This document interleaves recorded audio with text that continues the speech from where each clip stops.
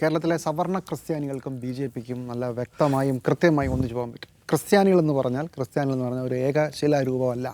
ഇവിടെ സവർണരുണ്ട്, അവർണരുണ്ട്, ഇതിലും താഴെയുള്ള ആളുകളുണ്ട്. അങ്ങനെയാണ് ക്രൈസ്തവ സഭകളുടെ ഒരു രീതി. അതിൽ സഭയ്ക്ക് ബി ജെ പിയുമായി ഡീൽ ചെയ്യാൻ പറ്റുന്ന ഒരു വിഭാഗം എന്ന് പറഞ്ഞാൽ ഇപ്പോൾ പ്രശ്നം ഉണ്ടാക്കിക്കൊണ്ടിരിക്കുന്ന കേരളത്തിലെ കത്തോലിക്ക സഭകളിലെ സീറോ മലബാർ, സീറോ മലങ്കര സഭകൾ, പിന്നെ പ്രൊട്ടസ്റ്റന്റ് സഭകളിൽ യാക്കോബായ, ഓർത്തഡോക്സ്, അങ്ങനെ കുറേ ആളുകളുണ്ട്. Fair skinned Christians of Kerala, അങ്ങനെ തന്നെ പറയണം. അതാണ് അതിൻ്റെ ബേസിക് സാധനം. ആ ആളുകൾക്ക് പ്രശ്നം FCRA ആണ്. FCRA ഒരു വയറ്റിത്തരിക്കുന്ന പ്രശ്നമാണ്. ഒരുപാട് പൈസ വിദേശത്ത് നിന്ന് വരുന്നുണ്ട്. അത് ഈ സഭയുടെ പല പരിപാടികളുടെയും ആണിക്കല്ലാണ്. അപ്പോൾ അത് ബാധിക്കുമ്പോൾ സ്വാഭാവികമായി സഭ ഇടപെടും. അത് വളരെ കൃത്യമാണ്.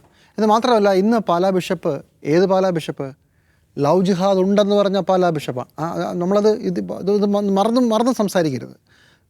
ലവ് ജിഹാദ് അല്ല, നാർക്കോട്ടിക് ജിഹാദ് ഉണ്ടെന്ന ലോക അബദ്ധവും വിഡ്ഢിത്തവും പറഞ്ഞ ഒരു ബിഷപ്പ് ആണ് ഇപ്പോൾ BJPക്ക് എതിരെ നിൽക്കുന്നത്. രണ്ടും അവരുടെ എക്സ്റ്റൻസിൻ്റെ പ്രശ്നമാണ്.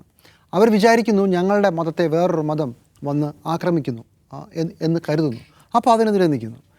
BJP FCRAയുമായി വരുന്നത് ഞങ്ങളെ തകർക്കാനാണ് നിന്നത്. അപ്പോൾ അതിനെ എതിർക്കുന്നു. ഇത് സ്വാഭാവികമായും വർഗ്ഗ സ്വഭാവമാണ്. ഞങ്ങളെ തല്ലാൻ വരുമ്പോൾ ഞങ്ങൾ തടുക്കും, അത്രേ ഉള്ളൂ. എന്ന് മാത്രമല്ല, പാലാ ബിഷപ്പ് ഇന്ന് കൃത്യമായി പറഞ്ഞു, ഞങ്ങൾക്ക് പരസ്യമായും രഹസ്യമായും രാഷ്ട്രീയം പറയാനുള്ള അവകാശമുണ്ട്.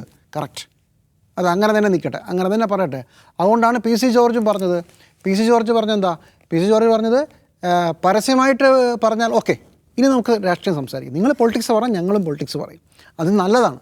രഹസ്യമായി നിങ്ങൾ അരമനയിൽ വിളിച്ച് പറഞ്ഞാൽ ശരിയായില്ല എന്നുള്ളതാണ് PC ജോർജിൻ്റെ ഇനീഷ്യൽ കമൻറ്റ്.